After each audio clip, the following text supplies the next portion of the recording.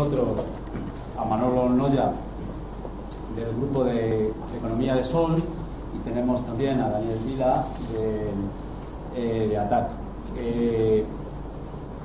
El sentido de esta charla, debate, son planteadas por el Grupo de Política en conexión con el Grupo de Economía, que dependemos los ambos de la Asamblea de Moratalaz. Nuestro grupo de trabajo se genera al extenderse desde la Acampada de Sol el movimiento 15M a los barrios.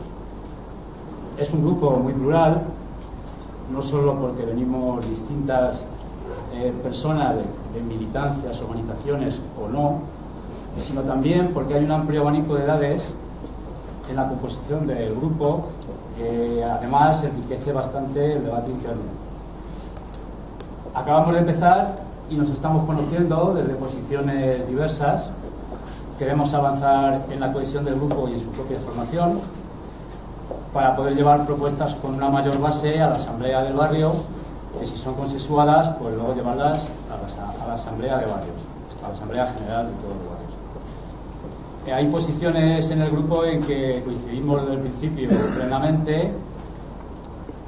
No queremos estar sometidos a la dictadura del capital, es decir, al sistema financiero y los mercados que tienen sometidos a los gobiernos e imponen políticas sociales y económicas que las sufren sobre todo las clases bajas, las más débiles y las personas más precarias de esta sociedad, aplicando salvajemente recortes salariales, recortes sociales y recortes de los derechos laborales conquistados por los trabajadores durante decenas de años,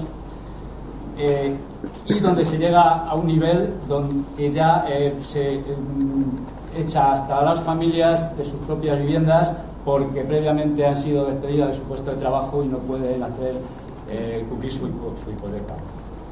No estamos en absoluto de acuerdo con un sistema en el que la corrupción es generalizada y creemos que la crisis la deben pagar los que la generan, es decir, los capitalistas. Nos sentimos, por otra parte, también totalmente integrados en el movimiento asambleario horizontal del 15M. Creemos que este sistema se puede transformar y en ese sentido estamos empezando a trabajar. Esta charla forma parte, en un principio, entendíamos, de la propia formación del grupo, pero bueno, pues había interés por parte de otras personas que no estaban en el grupo y decidimos abrirlas a todo el mundo, pero en principio se generaba porque queríamos como grupo pues, tener más información para nuestro propio desarrollo.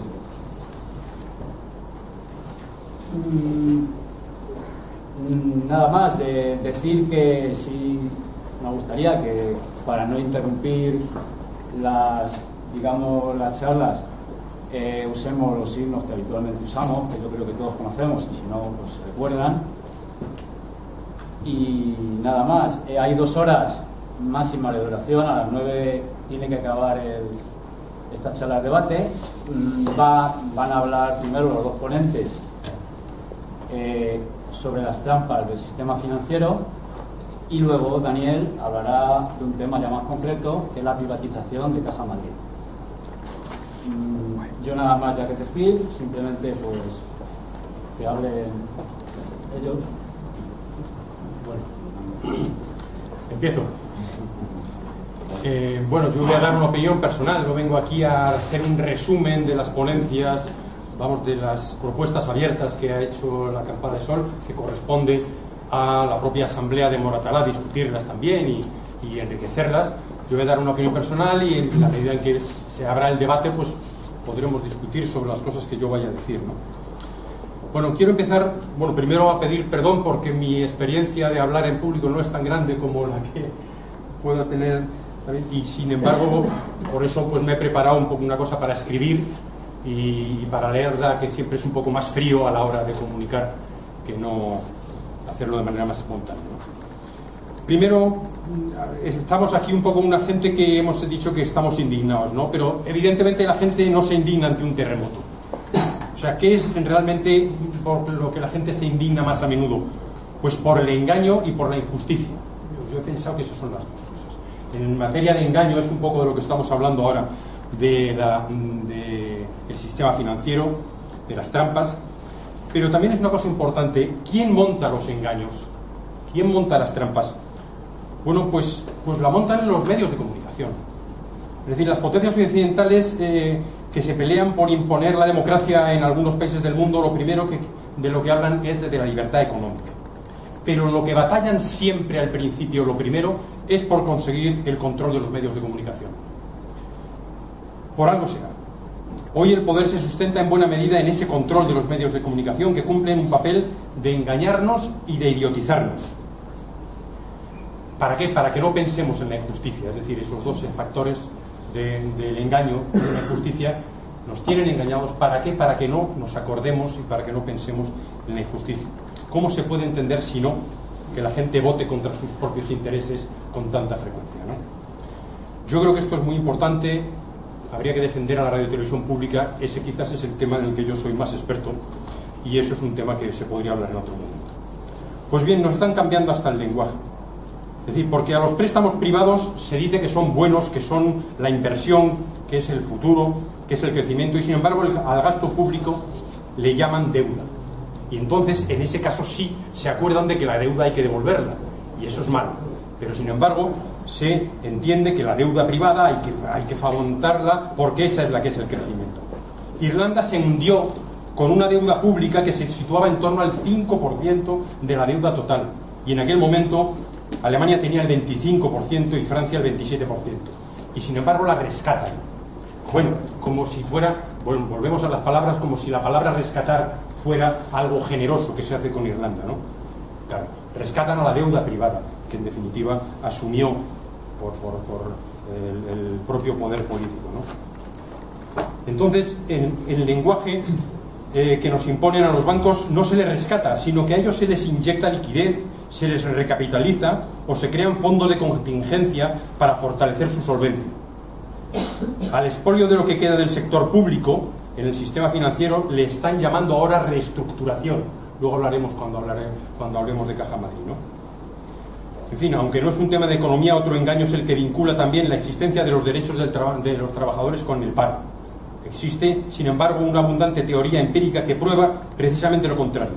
La vinculación que se hace desde la patronal y los lobbies de economistas liberales a su servicio corresponde solo a unos intereses concretos. No hay ninguna base científica para demostrar que los derechos de los trabajadores económicos o laborales vayan en contra de la creación de empleo, ¿no? Bien, pues también con el juego de las palabras, lo que antes algunos, ya que tenemos muchos años, pues llamábamos los patronos, luego se ha llamado los empresarios, ahora se les llama emprendedores, porque es una palabra muy bella. Y la verdad es que yo quiero introducir un elemento nuevo que es, digo muy nuevo porque no lo escucho en ningún lado. Nadie se atreve a hablar de los emprendedores o de los empresarios, como no sea para decir que hay que ayudarlos. Y yo me voy a atrever a hacerlo aquí. Es decir, en nuestro país son los empresarios los que determinan el modelo productivo que tenemos, de buscar el dinero fácil, de preferir la competitividad por la vía de reducir las condiciones del factor trabajo antes que apostar por la innovación o por el riesgo. España es el único país de la OCDE donde ha caído la productividad. Los gastos de investigación y desarrollo siguen muy por debajo de la media de la OCDE, pese a que las ayudas públicas para ello son muy altas, por encima de esa media de la OCDE. Ayudas que a veces se quedan incluso sin movilizar. Las deducciones fiscales por investigación y desarrollo, por inversión en investigación y desarrollo, son hasta el 70% en este país. Son de las más altas de la OCDE. ¿Y qué pasa? ¿Dónde está el modelo productivo? Pues no pasa. No avanza ese nuevo modelo productivo del que tanto hablan los políticos. ¿Por qué?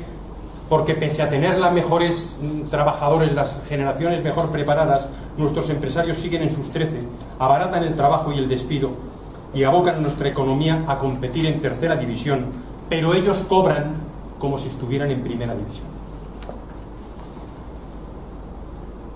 Ya lo hizo este gobierno, pero el PP sigue planteando rebajar los impuestos a las empresas como salida de la crisis. Y en este momento en el que aumentan las desigualdades de la renta y la evasión de impuestos, es realmente impúdico el miedo de nuestros gobernantes a hacer pagar ni siquiera un poquito a los creadores de esta crisis.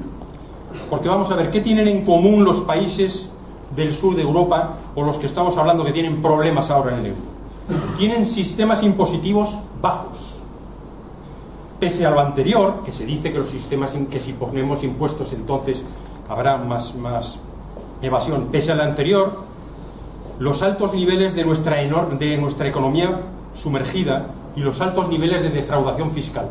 Es decir, por un lado tenemos niveles impositivos bajos y aún así tenemos una altísima defraudación fiscal y mucha economía sumergida. Y tercer elemento común a Grecia, a Portugal, a España, a Irlanda, es que tenemos unas grandes desigualdades sociales y de renta.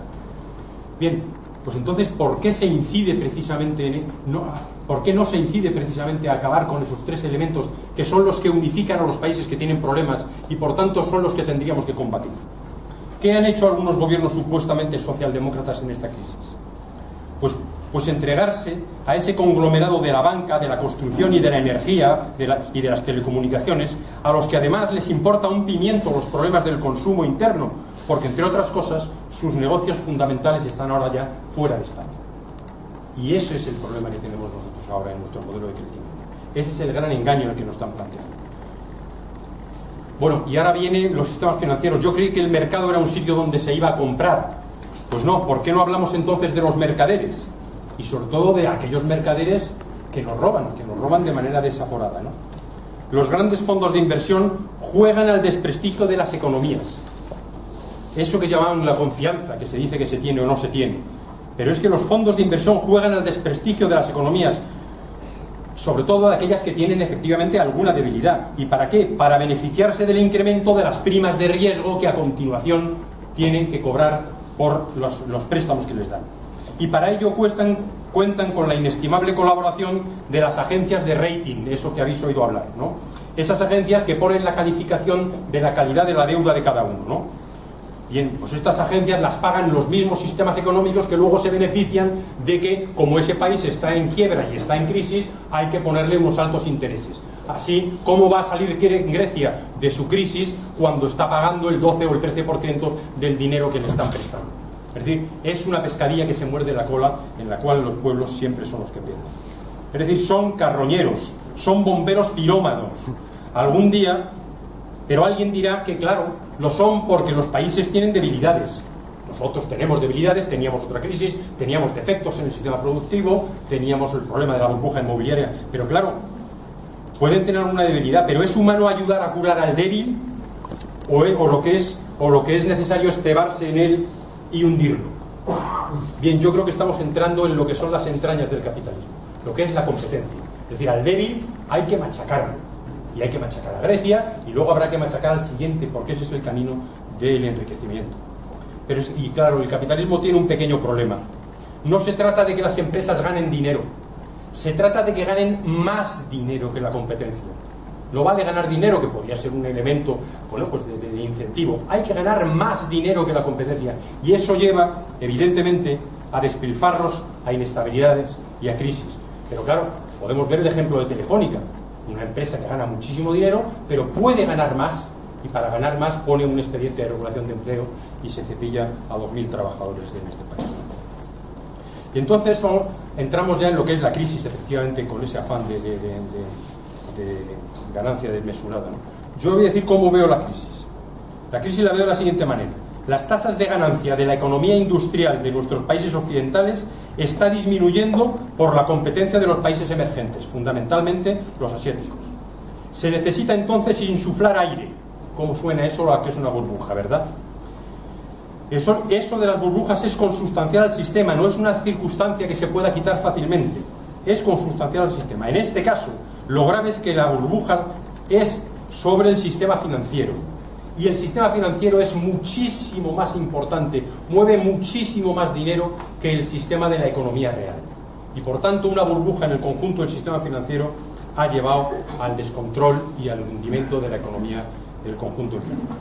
Entonces, ¿qué hacen? Primero crean mucha deuda pública, porque los gobiernos tienen que atender a las consecuencias sociales de la crisis, pero también para ayudar a las empresas. Recordemos que en este país nuestro gobierno ha estado dando dinero a las empresas automovilísticas, por ejemplo, para que no se hundan. Podrá entenderse que es conveniente o no conveniente que no vayan a deslocalizar la inversión en el automóvil